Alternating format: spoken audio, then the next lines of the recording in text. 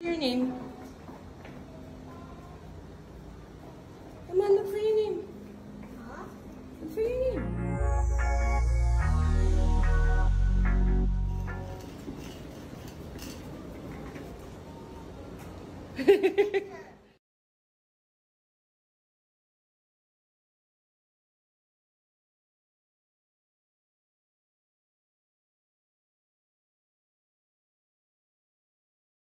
Sa unang araw nga ng big school ni Tali Soto, ay nakakatuwa nga itong si Pauline Luna at Big Soto.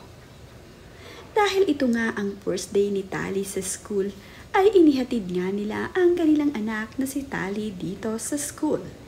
Ito nga rin ang first time ni Tali na papasok sa big school. Grade 1 na nga ang panganay na anak ni Pauline Luna at Big Soto. Napaka-supportive naman nga ng mga magulang ni na Pauline Luna at Big Soto dahil ito nga rin ang first time nila na maihatid ang anak sa school ngayong grade 1 na ito. Hanggang sa loob nga ng classroom ay inihatid ni na Pauline Luna at Big Soto ang kanilang panganay na anak na si Tali. Nakakatuwa naman nga na makita na ganito kasuporta itong sina Big Soto at Pauline Luna sa kanilang anak. Pero bago nga pumasok itong si Tali ilang araw, ay nagkasakit pa nga ito at nilagnat. Kaya naman, agad namang napadalaw itong si Lola Chat Luna at ang lolo ni Tali sa kanilang bahay. Dinalaw nga nila ang kanilang apo dito upang masiguro na okay nga ang kanilang apo. Cute na cute din naman itong si Baby Mochi sa larawang ibinahagi ni Pauline Luna. Napaka-cute naman ng batang si Mochi na tila nga ba ito ay inaantok pa.